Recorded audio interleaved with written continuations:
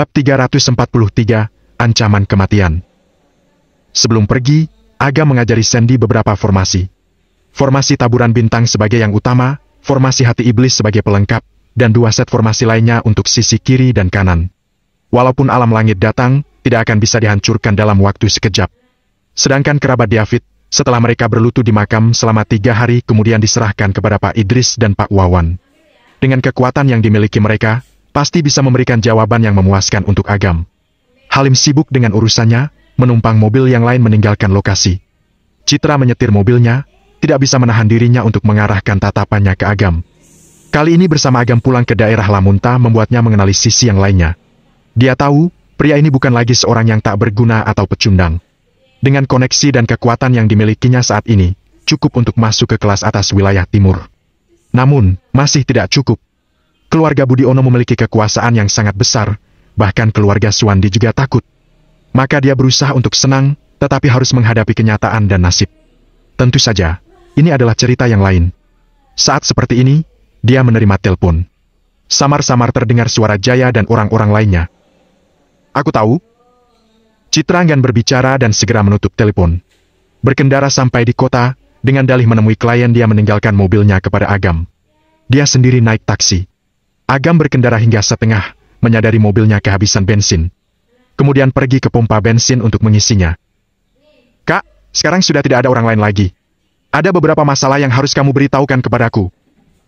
Kata Agam dengan tangan Agam mencengkram setir, kemudian memandang serius kakaknya yang duduk di sampingnya. Sebenarnya aku berencana untuk merahasiakannya seumur hidup. Kirana berbicara dengan ragu-ragu. Menghadapi Agam dengan tatapan yang membara, menghela napas perlahan dan berkata, tapi kamu sudah besar, selain itu juga sudah sangat hebat, kakak juga sudah merasa tenang. Dahulu tidak memberitahumu karena bisa mencelakai.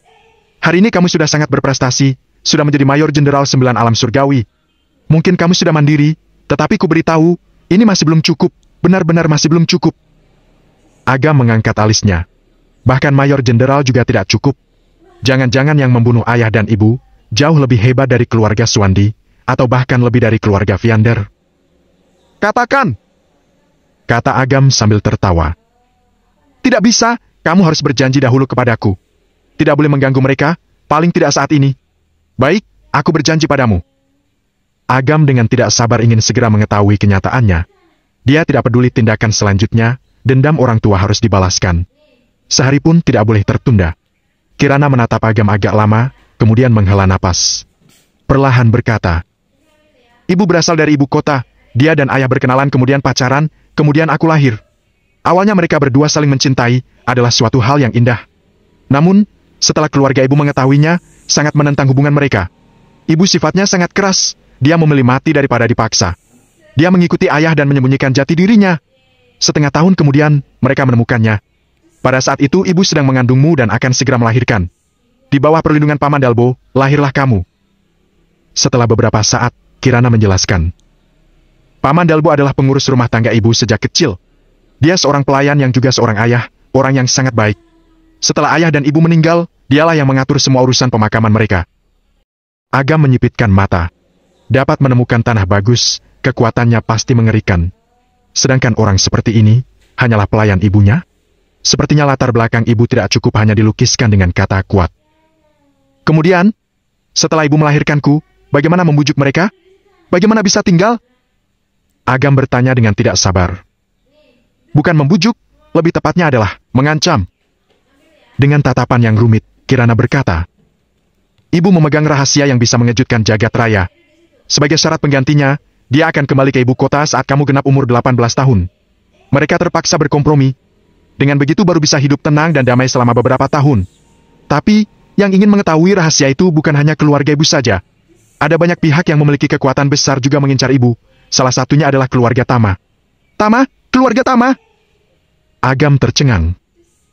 Keluarga Tama yang kumaksud, bukan keluarga Tama yang ada di desa kita itu. Namun, keluarga besar Tama. Kita hanya cabang bagian kecil saja. Klan Tama? Dengar-dengar di rumah ada upacara penganugerahan gelar. Kalau sudah dianugerahi gelar bangsawan, maka punya kesempatan untuk masuk ke bagian penting keluarga Tama. Apa ini benar? Ya, kekuatan klan Tama sangat besar. Di dalam dan luar negeri terdapat sistem industri dan sumber daya. Kekuatannya setara dengan keluarga Haryanti yang ada di ibu kota. Agam baru kembali sadar dalam waktu yang cukup lama. Dia dari kecil tidak pernah membayangkan dirinya memiliki latar belakang seperti ini. Untungnya bisa mendapatkan kekuatan penguasa neraka dan penyimpanan semesta. Kalau tidak, harus menerima nasib untuk menjadi karyawan atau membuka perusahaan kecil untuk menghasilkan uang. Seumur hidup akan terkurung dalam lingkaran kehidupan. Kematian orang tua juga akan menjadi rahasia selamanya. Klan Tama sangat tertarik dengan rahasianya, tapi ada keluarga Haryanti yang menahannya. Ayah dan ibu bisa dianggap meninggal dengan tenang. Yang membunuh orang tua kita mungkin keluarga Haryanti atau klan Tama. Atau bisa juga kekuatan yang lainnya. Mereka demi bisa mendapatkan rahasia itu, bisa melakukan apa saja. Tidak peduli siapa itu, kekuatan mereka jauh lebih besar daripada keluarga Swandi. Masing-masing dari mereka punya kekuatan di atas batas manusia. Oleh karena itu, tidak boleh dengan gegabah mencari pelakunya. Kamu akan sangat-sangat berbahaya. Kirana memohon dengan memelas. Dia sangat paham dengan sifat Agam. Tahu bahwa dia demi keluarga, bisa dapat melakukan suatu hal yang impulsif. Agam menganggukkan kepala dengan tenang. Dia memikirkan beberapa hari sebelum orang tuanya mengalami kecelakaan. Kesedihan di wajah orang tuanya makin lama makin banyak. Bahkan ayah yang tidak merokok, sampai di tangannya tidak pernah melepaskan rokok. Sementara ibu diam-diam menangis, tidak pernah melihatnya tersenyum lagi. Mungkin saat itu mereka menyadari bahwa kematian sudah menjelang. Demi melindungi Agam, kakaknya tidak pernah mau membicarakan tentang hal ini. Karena ayah dan ibunya kawin lari, maka baik keluarga Haryanti maupun klan Tama selalu memandang Kirana dan Agam sebagai anak haram. Tidak pernah diakui. Jika Agam datang mengunjungi mereka, demi menyelamatkan reputasi, mereka akan dengan diam-diam mengusirnya. Jelas sekali, mereka memiliki kemampuan ini. Berpikir sampai di sini, mata Agam makin lama makin dingin. Seandainya ayah dan ibu meninggal karena keluarga Haryanti dan tidak ada hubungannya dengan klan Tama, tetapi pasti berkaitan dengan mereka. Bagus, bagus sekali. Keluarga Haryanti, klan Tama atau yang lainnya, tidak peduli siapapun yang mencelakai orang tuanya harus membayarnya. Terimalah kemurkaan Raja Penguasa Neraka. Kali ini kembali ke kota Primadona, menyelesaikan masalah dengan keluarga Effendi sekalian mempersiapkan kompetisi pengobatan tradisional. Berusaha keras untuk melakukan terobosan saat kompetisi. Jika bisa menembus peringkat ketiga, otomatis kemampuannya mencapai alam langit tingkat 4 atau bahkan lebih. Tunggu sampai saat itu, tidak peduli keluarga Effendi atau keluarga Viander, mereka tidak akan bisa mengancamnya. Sedangkan keluarga Haryanti yang di ibu kota atau klan Tama, juga akan didatangi untuk meminta kebenaran. Tiba-tiba Agam melihat wajah karyawannya sangat panik, berlarian ke segala penjuru. Perasaan bahaya muncul sangat kuat di dalam hatinya. Agam melompat ke kursi di belakangnya. Sambil memeluk kakaknya, dia melompat keluar dari mobil sedannya. Sebuah truk lepas kendali dan menabraknya, tepat mengenai bagian tangki bensin. Kemudian mengeluarkan asap yang tebal. Agam tetap tenang dan dengan memeluk kakaknya dia melompat mundur hingga sejauh 20-30 meter. Boom! Pompa bensin terbakar karena terkena percikan api dan kemudian meledak. Gelombang yang sangat besar meledakkan semua kaca mobil di sepanjang jalan. Hawa yang sangat panas akan hendak memanggang orang hidup-hidup. Di sekelilingnya terdengar suara jeritan dan tangisan orang-orang, situasi di depan mata bagaikan api penyucian di bumi. Saat ini, ada telepon asing yang masuk. Kali ini adalah peringatan. Lain kali tidak akan seberuntung ini. Dari ponsel berturut-turut masuk pesan yang berisi suara laki-laki setengah baya dengan nada mengancam. Bab 344, Pengalihan Aset. Keluarga Viander? Atau keluarga Effendi? Nada bicara Agam luar biasa tenang. Namun, tidak menyembunyikan niat membunuhnya. Datang dari keluarga Viander, mewakili keluarga Effendi, apa jawaban ini memuaskanmu? Orang itu sama sekali tidak bermaksud untuk menyembunyikan apapun. Dia memberitahu dengan sangat arogan. Seolah sedang mengatakan, memangnya kenapa kalau kamu tahu, apa yang bisa kamu lakukan padaku? Bagus sekali, musnahlah kamu. Agam tidak berniat banyak bicara, dan langsung menutup telepon. Kakaknya mulai tenang, dia tahu apa yang akan dilakukan oleh Agam. Menggenggam lengan Agam dengan erat sambil berkata, kamu harus berhati-hati. Kalau kamu tewas, aku tidak akan hidup sendirian. Agam mencari hotel dan menempatkan kakaknya. Pada saat bersamaan, dia menghubungi Halim, memintanya memindahkan Zak kemari. Selain itu, membawa beberapa prajurit wanita untuk melindungi keselamatan kakaknya. Menunggu sampai Zak membawa bala bantuan, Agam baru merasa tenang dan berdiri di depan pintu sambil merokok. Dia mengirimkan nomor ponsel tadi kepada Jamal, untuk mencari siapa pemiliknya. Si penelepon sama sekali tidak melakukan taktik tersembunyi, sehingga dengan lancar menemukan namanya. Orang itu bernama Sean Viander, tahun ini umur 47, anggota kabinet keluarga Viander. Jamal berkata dengan suara dalam. Aku baru mau membicarakan tentang dia denganmu. Kali ini Kevin melanggar kontrak, justru mendapatkan dukungan dari keluarga Viander. Sedangkan orang yang menjadi penghubung adalah Sean Tama ini. Orang ini melakukan sesuatu tanpa menyisakan apapun. Berani melakukan apapun demi tercapainya tujuan, dan sangat pamer.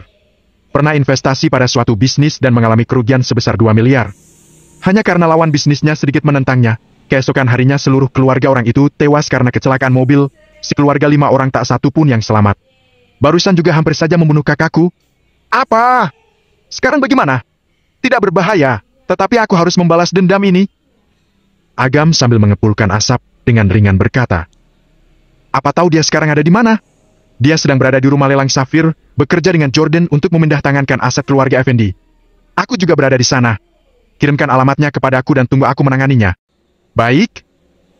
Ting tong. Agam menerima alamatnya, kemudian mematikan rokoknya. Setelah berpamitan dengan kakaknya, langsung menuju ke alamat tadi. Rumah lelang Safir adalah usaha milik keluarga Viander. Keluarga Effendi memilih tempat ini untuk pelelangan karena selain mudah untuk kamuflase, juga bisa melakukan pencucian uang dengan cepat.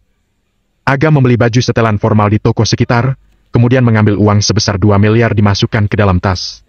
Dia menjinjing tas menuju ke gerbang yang mewah dan dihentikan untuk dimintai kartu undangannya. Aku adalah teman Sean Viander, menerima undangannya untuk datang ke sini. Kata Agam dengan tersenyum tenang dan melaporkan nomor ponselnya kepada pelayan wanita itu. Melihat pakaian bermerek yang dikenakan oleh Agam, si pelayan langsung memastikan bahwa nomor telepon yang diberikan memang nomor pribadi Sean. Saya akan mengantar Anda masuk. Kata pelayan itu dengan sangat sopan. Mereka yang bisa berpartisipasi dalam pelelangan ini, pasti orang kaya yang memiliki kekayaan bernilai miliaran. Terima kasih. Agam tersenyum kecil. Hati pelayan itu sangat senang. Dia belum pernah bertemu dengan orang kaya yang sangat rendah hati. Sambil berfantasi tentang bos yang mendominasi, dia mengantar Agam masuk. Pak Sean dan Pak Jordan ada di ruang VIP nomor 6. Apa perlu saya masuk untuk memberitahukan? Agam meliriknya. Di dalam ruang kaca dengan dinding kaca yang tinggi, ada seorang pria paruh baya mengenakan jas sedang duduk bersama dengan Jordan. Tidak usah ditebak juga sudah ketahuan, pasti Sean. Namun, Agam masih melihat beberapa orang yang dikenalnya. Salah satunya kebetulan adalah Citra Pambudi. Ternyata setelah tambang emas Gunung Cayan bermasalah, keluarga Pambudi segera mengganti strategi dan bekerja sama dengan Fajar dan Jordan. Dia berencana untuk bersama-sama mengambil alih tambang emas. Demi memastikan kerja sama bisa berjalan dengan lancar, keluarga Pambudi mengirimkan Citra untuk menegosiasikan kerjasamanya. Citra sudah setengah jalan meninggalkan ruangan. Tidak disangka mereka berdua baru saja berpisah, sekarang sudah bertemu lagi. Namun, Agam tidak berencana untuk menyapanya saat bertemu. Insiden di pompa bensin membuat Agam melakukan tindakan pencegahan. Dia sekarang memiliki musuh dari segala penjuru. Jika dia dekat dengan Citra, hanya akan membuatnya terlibat. Agam tidak akan bisa menerima segala sesuatu yang di luar perhitungan. Oleh karena itu, sebelum menyingkirkan keluarga Effendi dan keluarga Viander, lalu sebelum bisa berdiri dengan kokoh di wilayah timur bahkan provinsi S, dia sebaiknya merendah dahulu. Pak? Melihat Agam tidak menanggapinya, pelayan itu bertanya lagi. Apa perlu saya mengumumkannya? Sekarang tidak enak kalau mengganggu, tunggu sampai selesai saja dahulu. Setelah sesaat, Agam bertanya. Apa di sini ada pembagian pelelangan? Ada, dibagi menjadi 3 bagian. Kelompok B membayar deposit sebesar 2 miliar, dengan batas lelang di bawah 20 triliun. Kelompok A membayar deposit sebesar 2 triliun, dengan batas lelang di bawah 100 triliun. Kelompok S dengan membayar deposit sebesar 20 triliun, boleh melelang semua barang yang ada dalam pelelangan. Deposit sebesar 20 triliun untuk partisipasi dalam pelelangan. Kata Agam sambil mengangsurkan uang sebesar 200 juta dan di atasnya ada kartu ban. Pak, kami punya peraturan. Tidak boleh menerima uang tip dari tamu. Kata pelayan dengan terkejut sambil berjalan mundur dan melambaikan tangannya. Ini biaya konsultasi. Sambil tertawa Agam berkata. Terimalah. Beritahu aku kalau ada yang mempersulitmu nanti. Pak, Anda tunggu sebentar, saya akan segera membantumu mengurusnya. Pelayan itu sangat berterima kasih, melihat sekeliling dan membawa pergi uang serta kartu banknya. Membeli hati orang tidak bisa hanya menggunakan kata-kata saja, uanglah yang paling dapat diandalkan. Agam memilih salah satu sudut yang tidak menyolok kemudian duduk. Setelah pelayan itu kembali, dia terkejut dan berkata, Pak, di sini tempat duduk anggota biasa? Anda mempunyai hak untuk duduk di ruang VIP. Di sana pemandangannya bagus dengan pelayanan yang lengkap. Tidak perlu, di sini cukup nyaman. Kata Agam sambil tertawa lepas.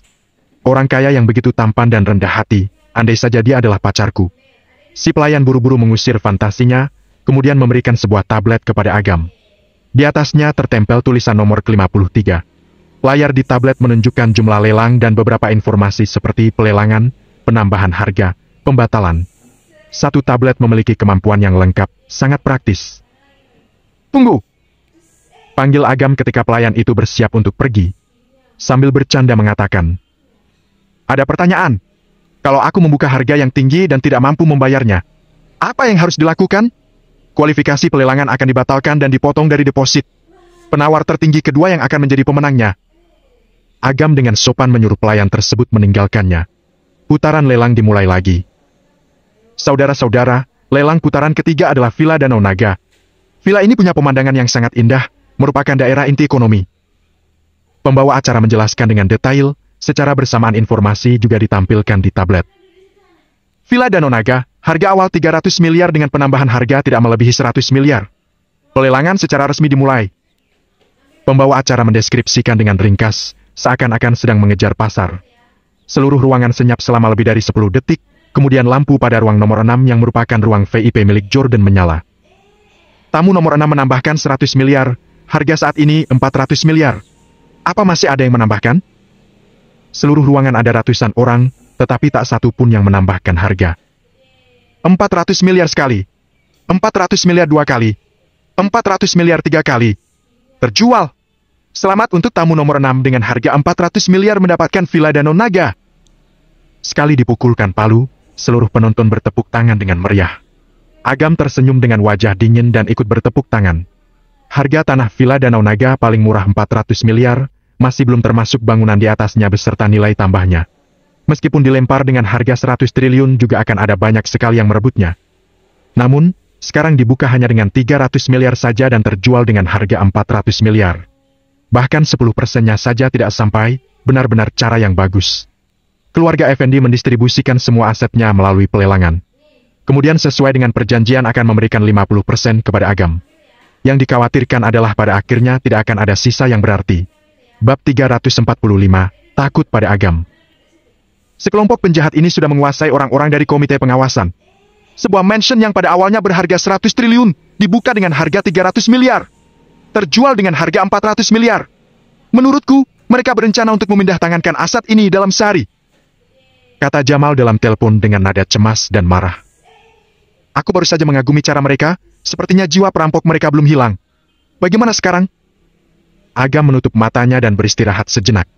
Kemudian membuka matanya dan dengan nada dingin berkata, "Karena mereka ingin bermain, maka aku akan bermain hingga mereka sekeluarga bangkrut." Ruang VIP nomor 6. Selamat Tuan Jordan. Kali ini, paling tidak Anda mendapatkan keuntungan sebesar 100 triliun. Kata Jaya dengan wajah menyanjung. Walaupun uang yang diperoleh tidak ada hubungannya dengannya, dia mendapatkan pengetahuan cara yang dipakai keluarga Effendi. Dengan semaunya menunjuk beberapa orang dengan kekayaan puluhan triliun ini untuk diperintah. Hal seperti ini membutuhkan keberanian yang tidak kecil. Jika dia mengikuti alur ini, di masa depan tak akan bisa mencapai kekayaan yang besar. Citra bertanya dengan ragu. Pengawasan lelang aset lebih ketat, penentuan harga ada aturannya. Bagaimana bisa serendah itu? Apa pengawasnya tidak memedulikannya? Komite pengawasan? Hehehe, di dalamnya ada 10 orang, 6 orang diantaranya menuruti perintah keluarga Viander. Kusuruh mereka mengurusnya, mereka akan mengurusnya. Menyuruh mereka untuk tidak mengurusnya, maka surat keluhan akan ada di mejaku. Son mengisap cerutunya kemudian mengembuskan asapnya sambil tersenyum jahat. Keluarga Viander adalah keluarga nomor 1 di Provinsi S, memiliki kekuasaan yang besar, melebihi kekuatan 4 keluarga besar lainnya di wilayah timur. Operasi semacam ini hanyalah masalah sepele yang tidak mengeluarkan tenaga besar. Kata Fajar menjelaskan sambil tertawa.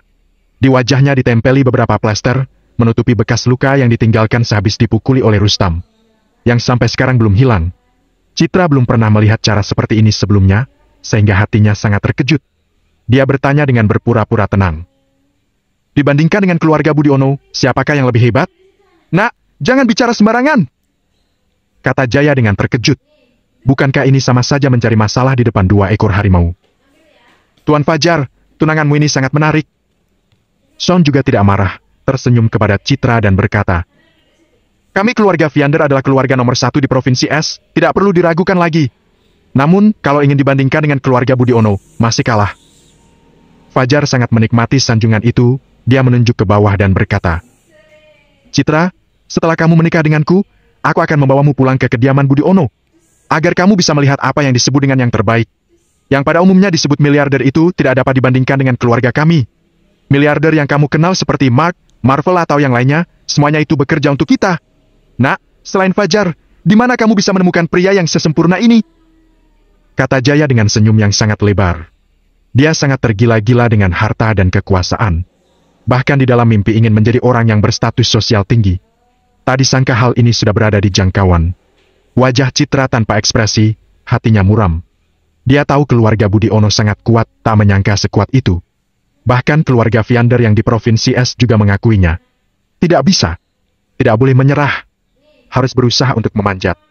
Suatu hari ketika memiliki hak suara, bisa menyingkirkan keluarga Budi Ono dan ikatan kerabatnya, dia bisa mengejar apa yang diinginkan dan mencintai orang yang dicintainya.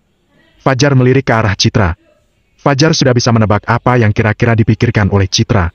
Dia membawa Citra ke sini, hanya untuk memamerkan kekuasaan dan koneksinya.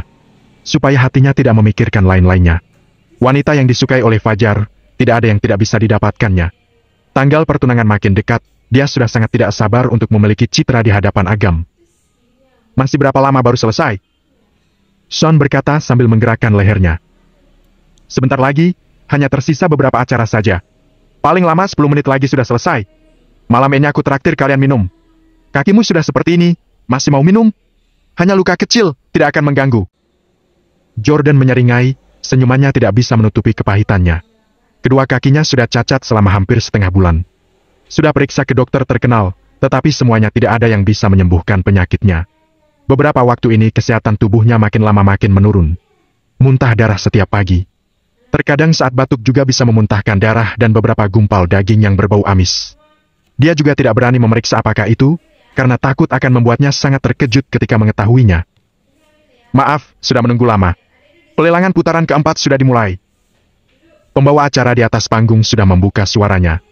Jordan dan yang lainnya baru berhenti mengobrol. "Pada putaran ini yang dilelang adalah merek barang dagangan milik keluarga Effendi, Alfa, senilai 240 triliun, harus diambil." Jordan duduk dengan tegak dan wajah serius. "Jangan khawatir, sudah kami titipkan.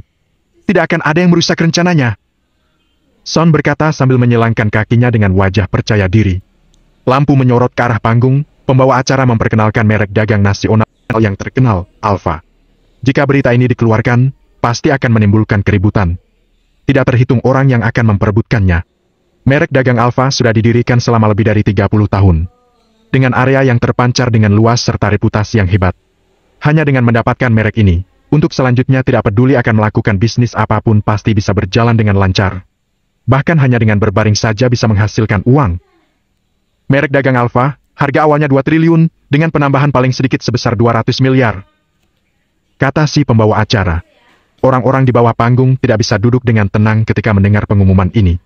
Jika dalam keadaan normal, dibeli dengan harga 200 triliun juga tidak akan rugi. Namun, mereka tidak berani. Andai diberi keberanian 10 kali lipat pun tidak akan berani menghadapi keluarga Viander. Tamu nomor 6 menambahkan 200 miliar, saat ini 2 triliun 200 miliar. Apa masih ada yang akan menambahkan? Si pembawa acara menganggukkan kepala ke arah ruang VIP, kemudian menyapukan pandangannya ke yang lainnya. Apa tidak ada yang akan menambahkan? Baiklah kalau begitu, 2,2 triliun satu kali, 2,2 triliun dua kali. Semua orang sangat menyadari bahwa semua ini hanyalah formalitas saja. 2,2 triliun kah? Ping. Lampu di depan kursi Jamal menyala. Haf, tamu nomor 13 menambah 2 triliun. Saat ini senilai 4,2 triliun. Si pembawa acara tercengang dan hanya mengucapkannya secara otomatis mengikuti memori otaknya. Tak terhitung tatapan yang jatuh ke arah Jamal. Berani menantang keluarga Viander, benar-benar punya nyali. Jordan dengan marah memukul pegangan kursi. Wajahnya tampak mengerikan, dia berkata. "Keluarga Sandoro, bagaimana dia bisa ke sini? Keluarga Sandoro yang mana? Cucunya Herman Sandoro?" Sean kemudian berdiri, melihat orang yang duduk di atas kursi itu dan mengerutkan keningnya. Walaupun kekuatan keluarga Sandoro tidak besar, Herman mengenal orang-orang ibu kota. Bahkan keluarga Viander juga harus berhati-hati, tidak boleh dengan mudah mencoreng wajah mereka. Kekayaan keluarga Sandoro paling banyak sekitar 200 miliar. Mereka tidak akan bisa menang kita. Paling tidak, kita naikkan harga dan potong pajak saja.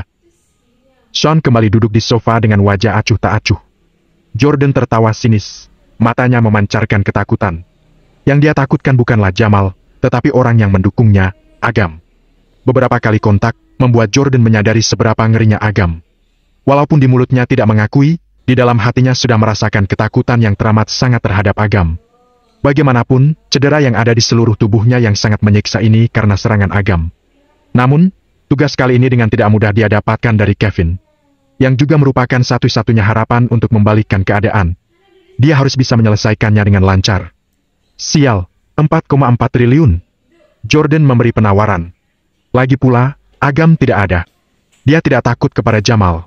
Bab 346, 200 triliun. Apa masih ada yang akan menambah? Si pembawa acara melaporkan harga, dengan bercanda mengatakan, nilai merek dagang Alfa sangat tinggi, saudara-saudara harus segera memanfaatkan keadaan. Dengan membelinya, maka akan mendapatkan keuntungan. Si pembawa acara masih mengira bahwa ini adalah drama yang diatur oleh keluarga Viander. Agar pelelangan ini tampak normal, maka dia sengaja menambahkannya sendiri. Berusaha menunjukkan kemampuannya. 6,4 triliun, kata Jamal dengan tertawa ringan. Kurang ajar, pembawa acara bodoh, kata Jordan dengan murka, dan segera menambahkan. 6,6 triliun. 8,6 triliun. Jamal menambahkan dengan santai. Kemudian dia melihat ke ruang VIP sambil tertawa berkata, penambahan 200 miliar terlalu membosankan. Kalau kamu tidak punya uang, aku bisa meminjamimu. Jangan menunda waktu di sini. Wow! Penonton seluruh ruangan memanas. Tuan rumah pun ikut tercengang. Semua orang mengira Jamal adalah orang yang sengaja diatur. Namun, sekarang sepertinya dia datang untuk mencari masalah. Keluarga Sandoro kenapa melawan keluarga Viander dan keluarga Effendi? Kamu tidak mengerti, kan? Aku dengar keluarga Sandoro berkomplot dengan seseorang. Aku tidak tahu siapa nama orang itu, tetapi dia punya julukan Raja Penguasa Neraka. Orang ini adalah musuh lama keluarga Effendi. Kali ini Jamal datang kemungkinan besar diutus oleh Raja Penguasa Neraka. Raja Penguasa Neraka, dia seorang yang terkenal. Sama keluarga Effendi, kali ini Jamal datang kemungkinan besar diutus oleh Raja Penguasa Neraka. Raja Penguasa Neraka, dia seorang yang terkenal. Dengar-dengar, dia membunuh Jarda seorang diri, hingga membuat Victor berlutut dan memusnahkan seluruh sekte Tinju Selatan. Dia juga menyelamatkan nyawa Kevin dan mendapatkan setengah harta keluarga Effendi. Pemindahan aset keluarga Effendi melalui pelelangan kali ini, membuat Raja Penguasa Neraka tidak suka. Hei, akan ada pertunjukan bagus. Orang-orang kaya yang diundang untuk dijadikan boneka oleh sekelompok penguasa yang rakus itu, sudah merasa kesal sejak awal. Sekarang ada yang berani menentang keluarga Viander dan keluarga Effendi, membuat mereka bagaikan menonton pertarungan dua ekor harimau dengan hati puas. Diprovokasi di depan umum, membuat wajah Jordan pucat karena marah. Fajar dengan sombong berkata, karena dia ingin bermain, mari buka permainannya. Kalau uangnya tidak cukup, aku akan meminjamkanmu. Sean juga berkata, di sini adalah wilayah kita, apa masih akan takut dengan orang asing? Baik, 40 triliun. Jordan menambahkan sambil menggertakkan gigi. Menurut rencana awal, sama sekali tidak perlu mengeluarkan banyak uang, jadi dia hanya membawa 20 triliun saja. Namun, dengan adanya dukungan dari Fajar dan Sean, dia juga memiliki keberanian. Nomor 6, 40 triliun. Pembawa acara baru saja mengumumkan angkanya, Jamal segera berkata, ini baru menarik, aku mengeluarkan 60 triliun. 80 triliun. 100 triliun. Melihat Jamal terus menekannya, membuat Jordan ingin melompat ke bawah dan mencekik Jamal. Walaupun makin banyak ditambahkan, pada akhirnya juga akan masuk ke kantong keluarga Effendi. Namun, membutuhkan pembayaran yang nyata untuk menyelesaikan prosesnya. Dari mana dia bisa mendapatkan uang sebesar itu? Dalam waktu dekat ini, aku akan bertunangan. Keluarga besarku memberi dana sebesar 200 triliun. Kupinjamkan dahulu kepadamu. Fajar melakukan hal ini hanya untuk memamerkan kekayaannya di depan Citra, dan langsung mentransfer uangnya kepada Jordan. Bagaimanapun hanya untuk formalitas saja. Tidak sampai sehari uangnya akan kembali ke kantongnya lagi. Fajar melakukan hal ini hanya untuk menyombongkan diri dan cari muka saja. Terima kasih, Pak Fajar. Jordan menganggukkan kepalanya. Sean tanpa basa-basi, meminjamkan sebesar 160 triliun kepada Jordan. Ditambah dengan milik Jordan sendiri sebesar 20 triliun, total ada 380 triliun uang tunai. Dia langsung percaya diri. Bermain denganku, aku akan mempermainkanmu. Jordan langsung meneriakkan 160 triliun. Jamal mencengkeram earphone-nya, baru akan bertanya kepada Agam, langsung terdengar suara. Nilainya 240 triliun. Wow! Begitu penawaran muncul, seluruh penonton langsung gempar. Penawaran alfa sebesar 240 triliun, nilai nyatanya akan menjadi sekitar 280 triliun.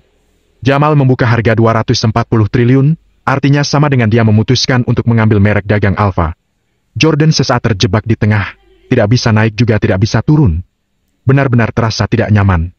Kalau dia terus menaikkan penawaran, sama dengan mengeluarkan uangnya sendiri untuk membeli merek miliknya sendiri. Ini akan memakan modal yang sangat besar. Namun, merek dagang alfa memiliki arti perjuangan, sudah pasti tidak boleh jatuh ke tangan orang lain. Terutama Agam. Saya tawar 260 triliun. Kalau ditambah lagi, maka aku tak akan ikut. Kata Jordan dengan sengit. 270 triliun. Begitu disuarakan, Jamal langsung menambahkan 5 triliun. Suasana di ruang VIP langsung terasa canggung. Tambah terus. Fajar memicingkan matanya, dengan penuh percaya diri berkata. Nilai alfa meroket hingga sekitar 280 triliun, naikkan harga hingga 280 triliun. Kalau sekali menambah, berarti akan menambahkan keuntunganmu juga. Kalau Kevin mengetahui ini, pasti akan memujimu karena menambahkan penawarannya. Mendengar kata-kata ini, Citra tidak bisa menahan tawanya. Orang bodoh ini, bagaimana jika orang itu tidak menambah tawaran? Membeli barang milik sendiri seharga 280 triliun. Tidak usah membicarakan tentang masalah perputaran modal, hanya dengan pajak sebesar 5% saja, itu sudah angka yang sangat besar. Keuntungan yang didapat sedikit, tidak akan cukup untuk membayar pajak. Citra, apa menurutmu aku sangat cerdas? Fajar tersihir oleh senyum menawan Citra dan hatinya berbunga-bunga. Ya, kamu sangat cerdas. Citra tidak ingin jujur, melihat Fajar yang tampak seperti orang bodoh. Otak Jordan juga memanas mendengar dukungan dari Fajar. Dia segera menambahkan. 280 triliun.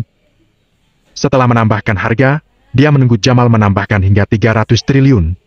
Kemudian, Jamal langsung mematikan lampu, mundur dari ronda pelelangan ini. Jordan dan Fajar tercengang di tempatnya. 280 triliun pertama. 280 triliun kedua. 280 triliun ketiga. Selamat tamu nomor 6 memenangkan merek dagang alfa dengan harga 280 triliun. Si pembawa acara tertawa canggung. Jamal melihat ke arah ruang VIP, berkata dengan menggoda. Membayar sebesar 280 triliun untuk barang milik sendiri. Kubantu hitung, dengan nilai pajak terendah sebesar 5%, kamu perlu membayar sebesar 14 triliun. Tuan Jordan benar-benar punya banyak uang. Ruangan sunyi senyap. Samar-samar masih terdengar suara tawa yang tertahan. Dalam sekejap uang sebesar 14 triliun langsung tidak ada, benar-benar rugi. Wajah Jordan langsung muram. Sial. Bagaimana bisa lupa dengan pajak pembelian? Wajah Jordan bermuram durja. Nilainya 14 triliun. Walaupun keluarga Effendi sangat kaya, tetapi siapa yang rela untuk kehilangan 14 triliun? Selain itu, 14 triliun ini karena permainan Jamal.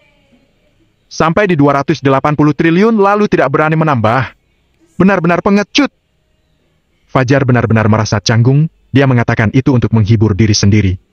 Tadi masih merasa dirinya cerdas, hasilnya seperti menampar wajahnya sendiri. Mempermalukan diri sendiri di depan Citra. Tuan Jordan, aku akan membayar uang sebesar 14 triliun ini. Bagiku itu hanya nominal yang kecil. Kata Fajar dengan tatapan murah hati demi untuk mempertahankan reputasinya. Tampaknya seperti tidak peduli, kenyataannya dia merasa sangat pedih. Keluarga Budiono memberikan sebesar 200 triliun. Sejujurnya, uang sebesar itu tidak lebih dan tidak kurang. Selain itu, kedudukannya di keluarga Budiono tidak terlalu tinggi. Pembagian usaha di masa depan juga sangat sedikit. Sekarang mengalami kerugian sebesar 14 triliun, yang artinya kehilangan uang belanja selama beberapa tahun. Hal ini yang membuatnya merasa pedih. Namun, dia harus tetap menunjukkan sikap murah hati di depan Citra. Terima kasih, Tuan Muda Fajar. Kata Jordan dengan pahit. Uang tidak diberikan cuma-cuma, serta utang budi kepada Fajar ini cepat atau lambat harus dikembalikan. Yang membuatnya makin tidak terima adalah dipermainkan oleh Jamal hingga seperti ini. Lelang putaran kelima, properti Honju, saham penuh, harga awal sebesar 2 triliun. Setelah pembawaan adalah dipermainkan oleh Jamal hingga seperti ini. Lelang putaran kelima, properti Honju, saham penuh, harga awal sebesar 2 triliun. Setelah pembawa acara melaporkan harga, Jordan langsung menambahkan hingga 3 triliun.